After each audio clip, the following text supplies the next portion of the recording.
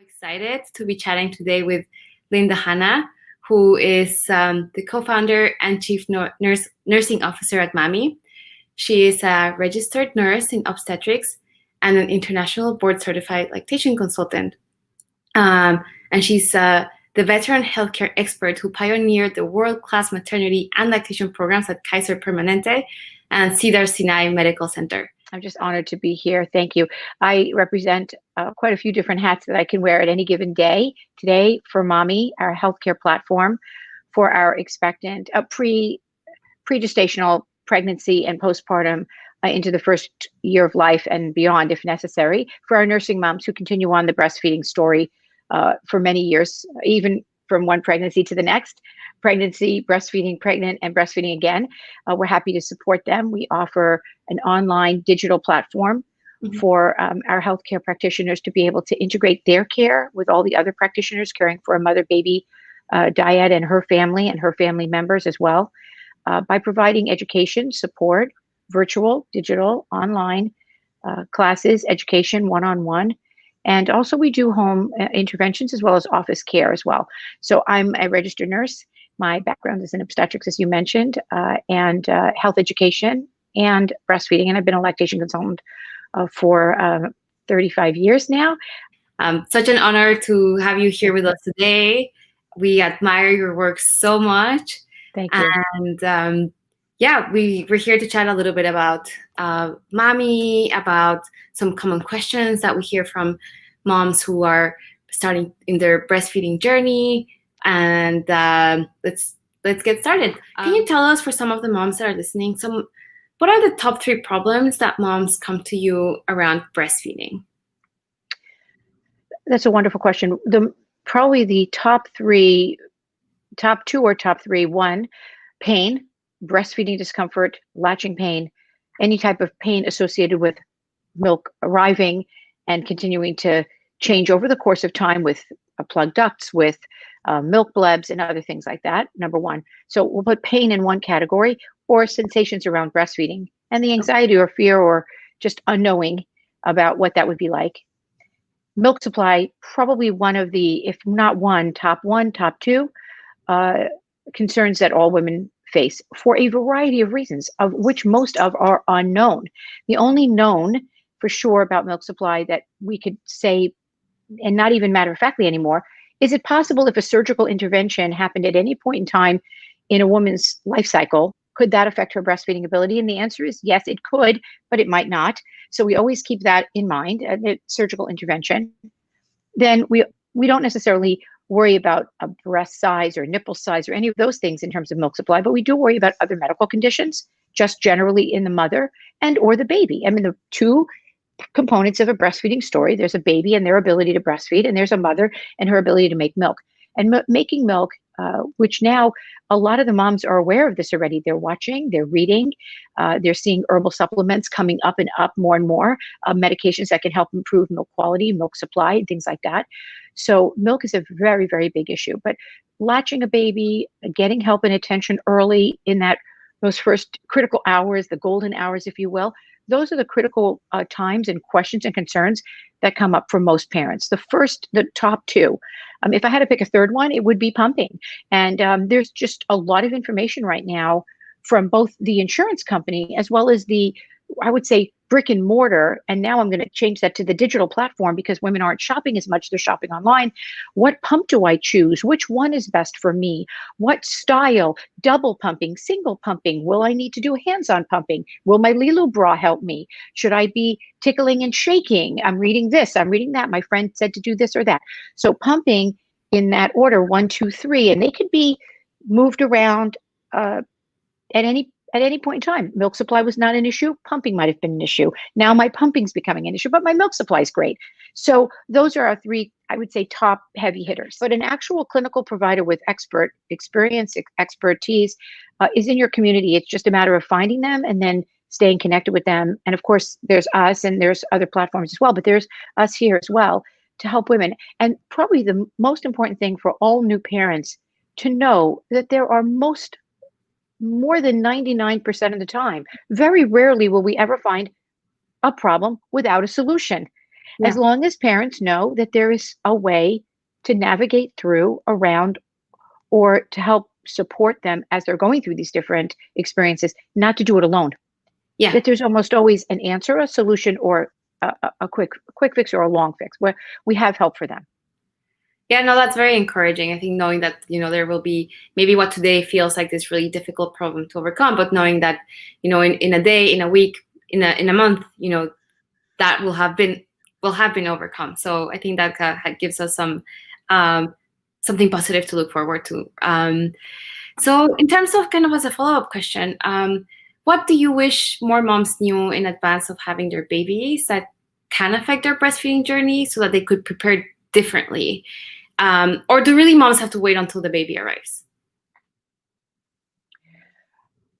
Well, I don't know that people have to prepare differently. I think both right now we're finding both in the obstetric office and the pediatrician's office, parents are getting advice and education early. And so they have knowledge. I should get a pump. I should buy a nursing bra. Maybe I should even have a Lilu, for example, available, or, their nursing creams and things like that. I think parents generally are being prepared properly and certainly doing research and asking questions at those critical appointments, especially as you pass 32 weeks, 33 weeks gestation and all the way through till term, as well as in the first few days and weeks after. I think women are knowledgeable and they're seeking out information and education. I think the best preparation is having a voice. And this is where all of us have to be just very confident, or have a partner, a friend, or a doula, associate, someone who's come along with you. Because sometimes in that vulnerable time of birth and hospital experiences, it can be overwhelming. But there needs to be somebody solid who can ask questions and get answers. Having a support with you, guiding you, helping you, and advising you is really the best way to go. And maybe that support is a digital support. It doesn't matter where you're getting that from. So that if something comes up, you can say, let me ask that question to my doula, or let me talk to my pediatrician, or I'd like to find out from my lactation consultant if this is the right next step for me. So coming in with knowledge, but then also having a voice to say, I'm not sure if that's the plan I had in mind. What are my options? Will help a lot of families just feel like they're part of their experience instead of saying, they told me to do this and I didn't know what that was about. But asking questions and feeling valued, having your voice heard is a very important part of the experience, whether you're in a birth center or even at home with your midwife, who you need to have a dialogue with, or you're in a hospital setting with people you've never met before. So having a voice is very important.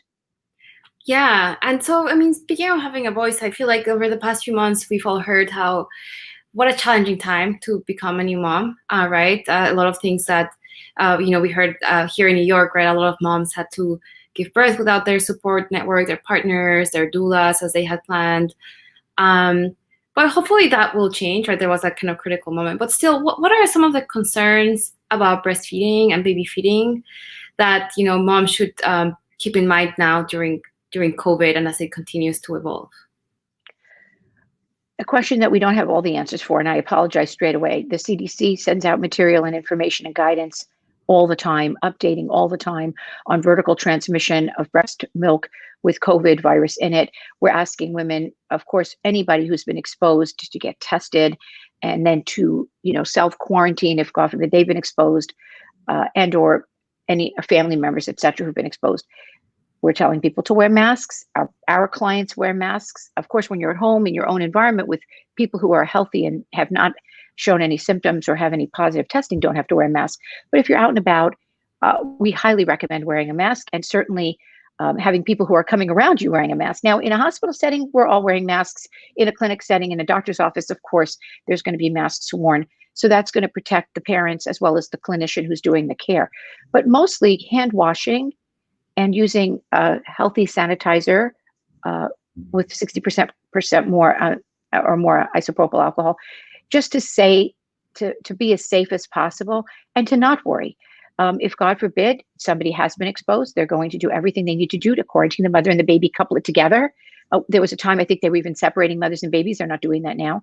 And knowing that the breast milk is probably the healthiest nutrition for a baby until and if the information changes from the CDC, we're going to advise mothers to continue to breastfeed. Anybody who's symptomatic, of course, will be tested or quarantined and or isolated. But anybody else who's healthy and well should continue to breastfeed. The care providers who are coming in to take care of the mothers and babies are safe. They have been tested daily and they are healthy.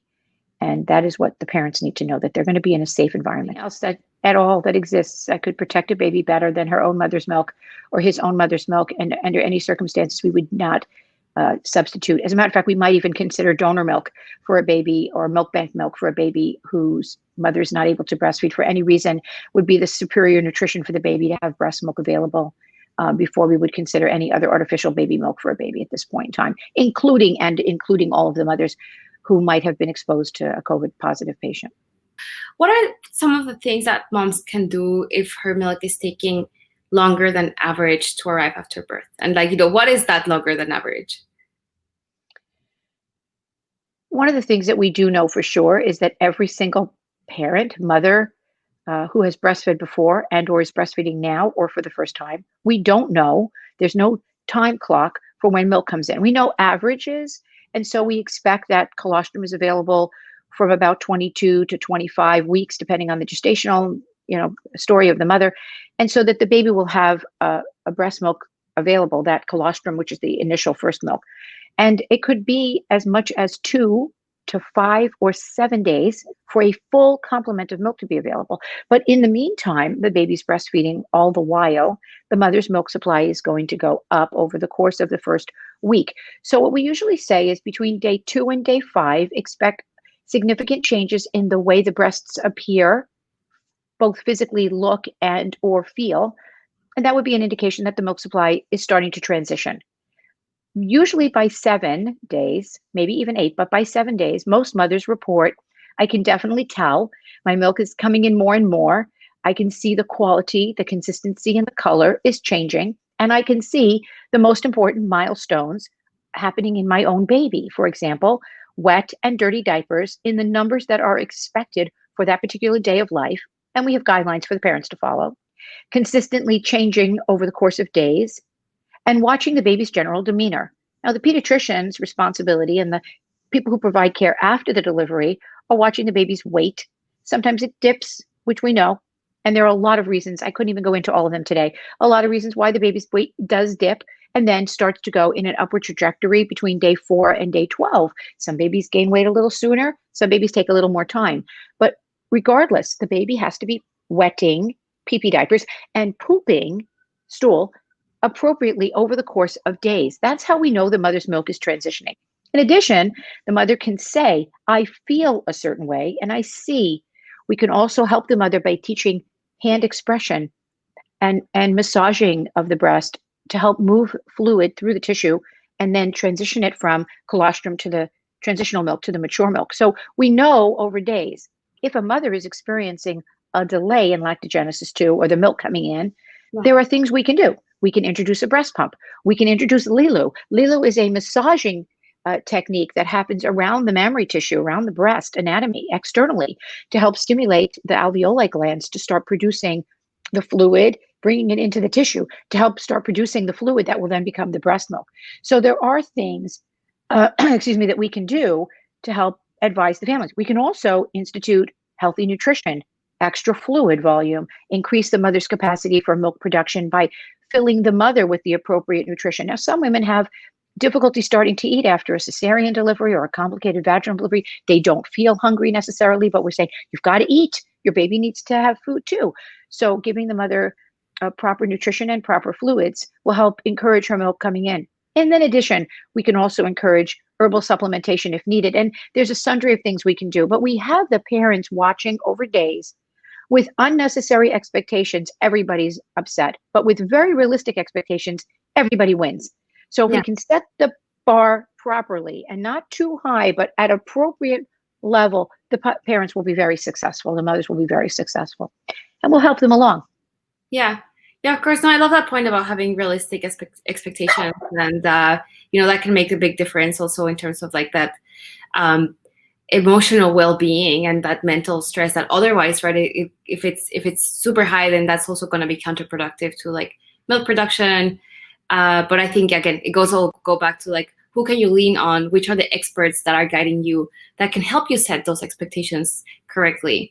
So one of the questions, and it's a little related. I mean, we're talking about, knowing that babies, it's very common that some babies will lose weight in the first few days, and like making sure that as long as the baby is having, peeing and pooping, and counting, make sure that there's good indicators there of that the baby is progressing healthily. But a question we had from one of the Lilu moms was that what is the first thing a mom what is considered to be a normal amount when it comes to milk production, and how do you know if it's enough? We get that question all the time, like, what is enough milk? And I feel, of course, it changes. It depends on so many things. But how would you answer that question to a mom who's wondering, am I making enough milk? It's a great question, and moms ask it all the time. And the answer is there is no such thing as great milk supply. There's everybody with a different milk supply. There are women who produce 20 ounces a day, adequate for their infant. There are women who produce 50 ounces a day, adequate for their twin infants. There are a variety of levels of breast milk available. But what matters, and what only matters, is, do you have enough available breast milk to support your growing baby and meeting their own baby's needs? And for some women, that's 24 ounces a day. And for other women who have a larger gestational at birth weight baby, might need 27 ounces a day. So what is appropriate for that individual mother-baby couplet is really what matters. And again, some women have a tremendous robust milk supply. They breastfeed a full baby and they can pump extra. Some women just have enough to feed their baby, but minimal extra, and that's okay. So I would say to anybody, as long as your baby is meeting the milestones, wetting and pooping appropriately, happy and content, doing all of the developmental milestones near or on time or close to on time, sleeping well, napping well, and generally happy, gaining, growing, and thriving, your milk supply is adequate. Some women will love to have a storage full, a freezer full. That doesn't work for every mother. And so to set unnecessary expectations other than what would be normal for that mother and that baby. For example, let me just give you some examples. Some women deliver at 32 weeks. They have early delivery, preterm delivery. We weren't planning for it. They were expecting to deliver at 40 weeks or at 39 or 40 or 41 weeks, and their baby's born early. I would not expect a mother with a baby at 32 weeks gestation to be making the same amount of milk as a mother who delivered at 40 weeks gestation, or who has 1 month-old baby, for example. So, but that mother with a 32-weeker needs a small amount of available breast milk for her baby to have in a little nasogastric tube, possibly, or maybe in a nipple if they're not able to actually attach to the breast at that young gestational age. So it changes over a trajectory, a spectrum of time. We want to watch the mother's milk growing gradually over time. That is the expectation that women should have, that they will be able to produce enough milk for their own baby, given every possible option we could possibly offer them. Herbal supplements, medication, the option to pump, proper latch and technique for getting their baby on correctly so that they're having a good feeding. We want to make sure all those things happen. That will ensure adequate milk supply for almost all the women. And there's a category of women who just will never be able to produce a full milk supply, but we don't care. They're making milk for their baby. That's enough. Yeah. So another question we had is, and we also get constantly, is like, when should moms start pumping? Start pumping, right away, wait a couple of weeks, wait a couple months. Right. There's so much information out there. It's almost confusing even for us to explain. There are times when a mother has to pump by the 12th hour of her baby's life, 12 hours old. The baby's gone to the NICU. The baby's not able to nurse. The mother has to start pumping. Normally we would say, oh, you need to pump for 2 or 3 weeks. You're going to be breastfeeding and you don't need a breast pump. But then there's that scenario where the mother's in the hospital or in a birth center, and we've invited her to start pumping early to start generating milk production. So normally the answer is you don't need to start pumping if your baby's breastfeeding well for at least the first few weeks, unless you want to. And there are mothers who say, I just want to be able to give my baby pumped milk in a bottle. I don't want to use formula. So I'd like to have some extra pumped milk in case my husband, my wife, my baby nanny, my mom, whomever is helping me is going to be able to feed my baby if I'm not available to do that, or I can't, or I want to take a longer sleeping break, for example. So normally we would say, no, we'd rather you just wait, establish really good breastfeeding, at least a couple of weeks if you can, before introducing a pump. But if necessary, know that it's absolutely okay if you have to start pumping early. And then if you're going to start pumping, make sure you're pumping correctly. Use the proper technique, the proper flange size for your nipple and breast, the proper pumping technique. Use your pump properly. Learn about your pump. What always makes me sort of giggle a little bit is when patients will, or mothers will actually bring their pump out in the box. I haven't actually opened it yet. You didn't read anything about it then. Learn about your pump. Learn the pump that you got either through insurance or you purchased on your own. Know how it works. Know the parts. Make sure you're at least heavy. And then if you need to start pumping, you'll have that option. But there's no right time. Some women never pump. They'll never, some women can hand express. Some women can just, do it on their own. Some women use a suction cup device that's now available. And some women need a double pump. Some women only use a hand pump. Very variable. But I have a question here from one of the audience. Lauren asks, should we bring the pump to birth? She says, I know that some hospitals provide one, but is she asking, like, should she bring the pump that she plans to use at home to her delivery? It's a wonderful question too, and she's right. Most hospitals today provide a breast pump, usually a very superior grade, a hospital grade pump in the hospital for parents to use while they're there. Specifically, our NICU babies, the babies who are in the neonatal intensive care units or who are on the pediatric unit, there will be a breast pump provided by the hospital. However, if a parent feels they'd like to bring their own pump so that they can experiment using their own equipment, it may be possible that the staff in the hospital have never seen that pump. They don't know about that equipment and they may not be able to help them. Not everybody knows Spectra or Lilu or LV or any of the other pumps on the market. Some people don't even know a lot about Medela pumps. They're using other pumps, Ameda, Egnell pumps in the hospital, and many others. There's so many now. Some hospitals use the Lancino breast pump. So I think that bringing your own pump will only be valuable if you've opened the box and know how to use it. Because if you get to the hospital and your expectation is, well, my nurse will show me, but that nurse has never actually seen that pump, or even the lactation consultant who doesn't work in that particular pump field, for example, might not know. So I would usually say, leave your pump at home. I don't want anything to get lost, misplaced, moved around, or disappear. And then you get home and now you don't have your tubes, or you don't have your 2 filters that you needed. I left those in the hospital. And they won't because the hospital, as soon as you leave, that room will be cleaned top to toe and there will be nothing left behind. There's no recovering. So it might not end up going home with you. And we know that ourselves from our own clients and our own mothers who go to the hospital and are given a breast pump kit to use in the hospital, go home and go, I don't have my tubing. And then they have to go out and buy new tubing. So I would not normally recommend that unless the parents are dead set that I want to use my own stuff. Yeah, I guess maybe if you've already used that one before for the previous kid. But I guess maybe another good thing would be to ask the hospital to just make sure that they will have, pumps available. Absolutely. No, thanks for that. And Lauren, thanks for the question.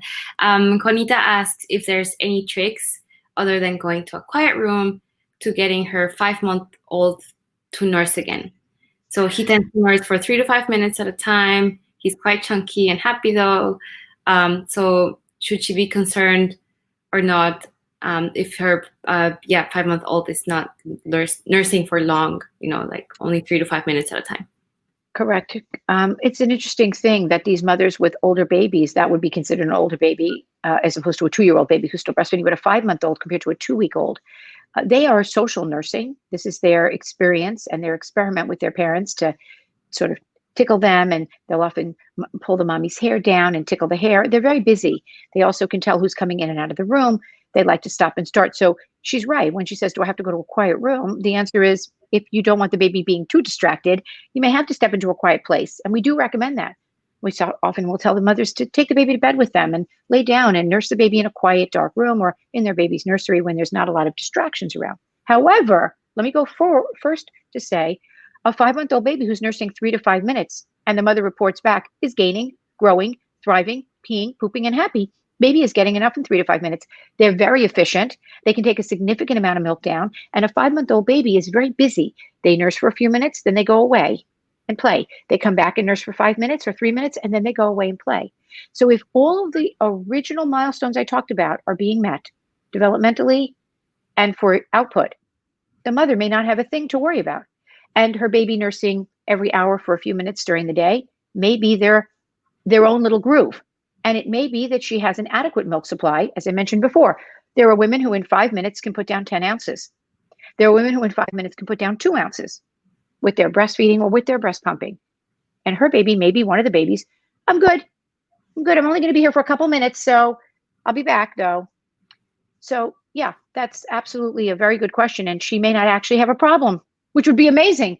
And by the way, for those of you who are listening in and have a very young baby, it's wonderful to hear that there's a 5-month-old baby that's still breastfeeding for 3 or 4 or 5 minutes, so that all of you know, for the time that you've spent 20, 30, 40 minutes sitting with your newborn baby, by the way, there's a reason for that. You don't have to do that for a year. That after 2 months, 3 months, 5 months, 7 months, it's 5 minutes, 4 times a day, or 10 minutes, 6 times a day, and that's enough. So once the baby has met those requirements and milestones, you're good. Okay, so we have another question here from Anne. So how about if I'm pumping just 4 or 6 ounces per day and the rest is formula, is there risk in me having 1 or 2 cups of caffeine each morning? And then do I wait a few hours before pumping?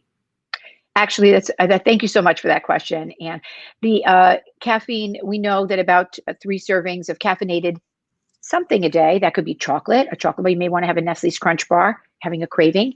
It could be a brownie or your coffee. Certainly, we have to be a little bit more mindful with how many cups of coffee. And you, like you said, you're not having that much, 1 or 2 cups of coffee a day. Iced tea, certainly a tea or a black tea with caffeine in it also would be one of the things we would talk about. Those are not concerns for us as long as, and here comes the next piece, the mother is not symptomatic. If you said, I have 2 cups of coffee and I'm very shaky, or I feel my heart beating fast, that's different. Most women say, after a 1 or 2 cup of coffee on my break, I feel fine. Okay, fine. Then you're one of the moms who can have a cup of coffee in the morning, maybe even a lunch break coffee, or maybe you like chocolate or coffee ice cream for dinner or snack. That's fine. You have to understand, if you are symptomatic, that's when you make a change. If you're feeling fine, then you continue on your regular plan. And pumping 4 to 6 ounces per day, good for you. That's a bottle or 2 bottles for a baby of breast milk. And every single ounce of breast milk that the baby can get, whether pumped or delivered directly to the baby, is amazing. So keep going with that. And you do not wait to nurse or pump, except in the case of intoxication or a particular medication that is not safe for a nursing baby to have in a particular window of time. Short of that, the only time we would ask you to wait is if you had an alcoholic beverage, probably 1.5 to 2 hours before the next nursing or pumping.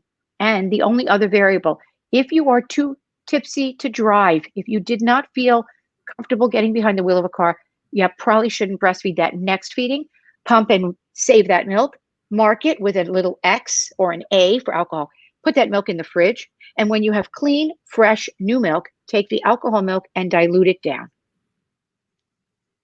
I wouldn't trade this career. And I love my work and I love my job, and I do it, unfortunately, to my own destruction day and night. There's never enough time for these women and their families, and they give me back so much more than I ever give them. So I am truly, truly blessed. I also have a career. This is actually my life work. So not only do I get to do this work, I'm also paid for my work as a nurse and as a lactation consultant. So it's actually a career that women can go into and find themselves incredibly happy with the work of giving back. We have to be extremely, extremely mindful of family situations. We have to be mindful of people's personal life stories. Women have gone through a lot of things in their own journeys. We have infertility as a big front on the forefront of our obstetrical journey. We have people who've waited a long time to have a baby. We have people who have surrogates helping them have babies these days. There's challenges in getting women who've not actually carried a pregnancy to be able to breastfeed their own baby. A wonderful opportunity, and brilliant, brilliant people in this field who are working on surrogacy and breastfeeding for a baby who's been carried by a surrogate. An incredible, incredible part of my career. We have challenges with medical considerations, breast considerations, women who have chosen on their own path to do a breast surgery of some sort, whether it was a enhancement of the breast or reduction of the breast or changing of the breast, or I have patients who've been burned and they had to have surgical changes. We have breast cancer survivors who breastfeed, who are blessed to get pregnant. So we have a lot of challenges with women with many, many medical and personal issues and concerns. We also have family dynamics. We have to deal with blended families. We have to deal with all the list goes on and on, all of the different generational issues that come up. So I think that, the challenges are there. Then we have to deal with all of the other challenges. Now, you just had COVID as a big challenge. We've never dealt with this before.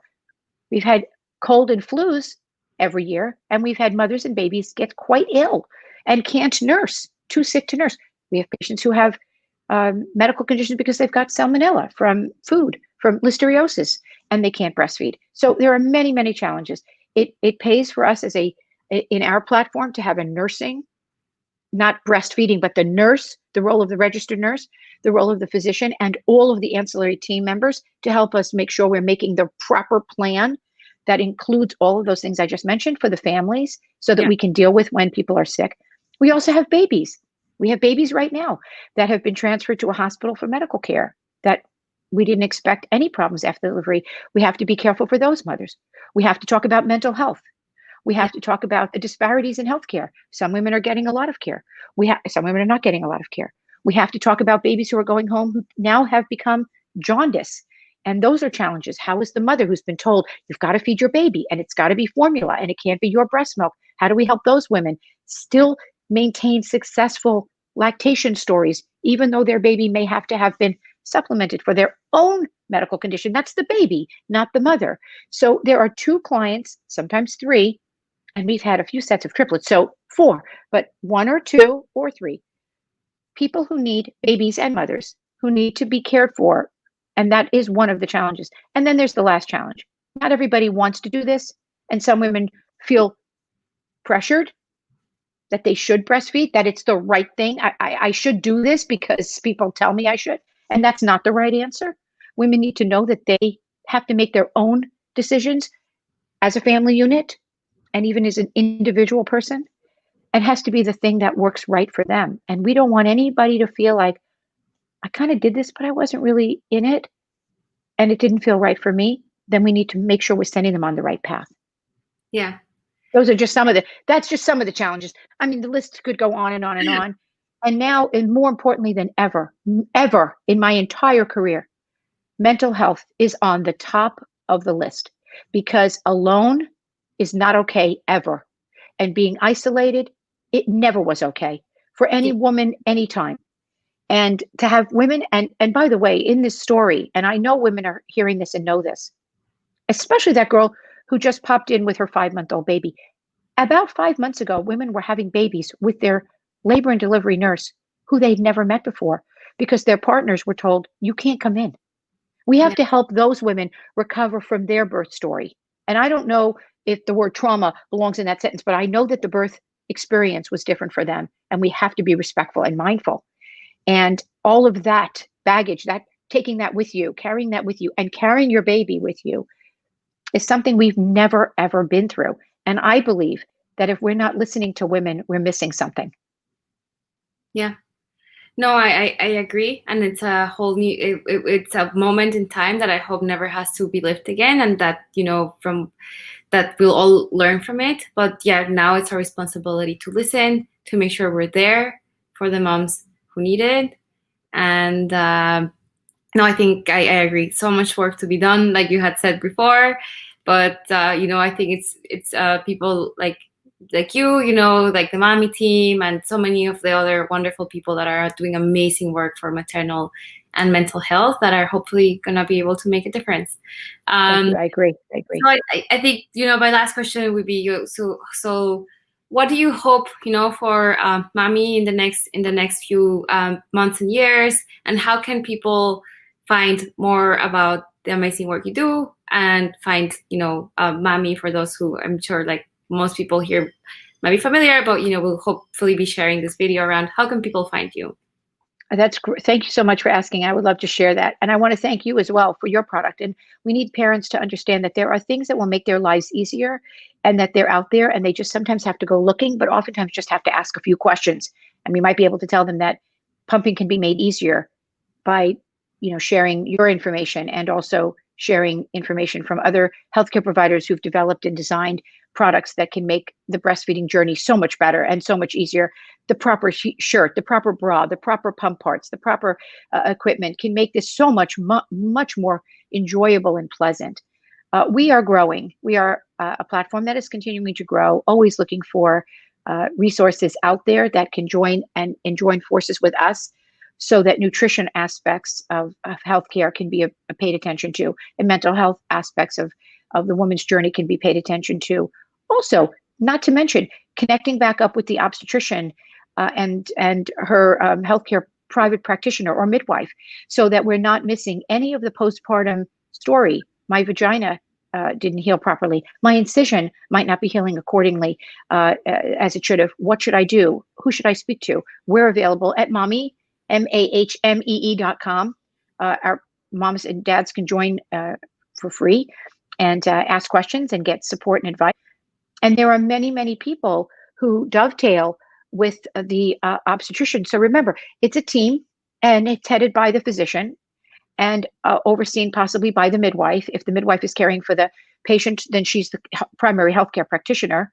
And sometimes family practice doctors who have also taken on expectant mothers as they're watching them through the pregnancy, and then the possibly the delivery as well. Some family practitioners are actually doing the deliveries as well. There's a pediatrician or a infant primary care provider who'll be watching the baby. They're also part of the team. And then there's the nurses, the lactation consultants. There are physical therapists, occupational therapists, and craniosacral therapists who also are part of the team. We have an entire complement of nutrition counselors, dietitians, and we have diabetic patients who need special attention and help. There's also all of the people that step in, massage therapists to help the mothers, and chiropractors who help the mothers realign and get back into their own physical and healthy wellness again. Mental health counselors, very important. Not all people need to talk to a mental health counselor, but it's good to know that they're there if they need them. Group support, all of the childbirth educators, all of the doulas who support the mothers prenatally through their gestation, and postpartum, who care for the mother and baby and nurture them and hold them up after they're born. There's a whole complement of people. And so we want to make sure that the mothers are getting all those dots connected. It's a dotted line. Eventually, it's a straight string along that the mothers connect. And some of the doulas who do pregnancy will close the bones with the mother at the end of her gestation and postpartum recovery. And that ceremonial part of ending this pregnancy to begin possibly another one. Some people say, no, that's it. That is really important. And we want to nurture that. And we want to encourage and support the mothers and the fathers and the mommies and their partners all along that journey. And the daddies. We have a lot of daddies that are having babies together. And we are happy to help them. Sometimes get donor milk, sometimes get milk bank milk, sometimes just in the way that they're nurturing and loving their own babies. So it's a long, long process, but we're all tied together. That's amazing. Well, I think that's such a beautiful note to end. And I also want to say, so here Jane commented that thank you so much for talking about mental health, that it has been one of the hardest problems for her during this pregnancy with her toddler. So again, knowing that, again, all the work that is being done to help all these moms and mommies, like, please do reach out. I think, mommy companies like, Lilu, we're here to help. That's what we mostly want. And know that you're not alone and that the journey is going to be definitely different for everyone. But, that because of that, like, yours is like really special and unique, and make sure that you're kind of like taking care of yourself as much as possible. So Linda, for me, this has been such a pleasure to, talk to you today. I think we covered a lot of ground, really, really great insights, and we answered a lot of questions. So we're so glad to be partners with you at Lilu and to be able to help the women that you're getting the support and guidance for and product for them to be successful. We're so proud and happy to be part of that and to carry them along and bring them along so that they are as successful as well. Yeah, no, thank you so much. We're so happy for it as well, and we're here to support each other. So, Linda, I hope you have a wonderful rest of the evening. And again, what a pleasure to chat with you today. Thank you for everybody that joined us, and thank you for all the questions and comments that you sent. My pleasure. Thank you. Stay safe and healthy. Wear your mask. Really matters. Thank you. Bye, everyone. Bye, everyone. Thank you.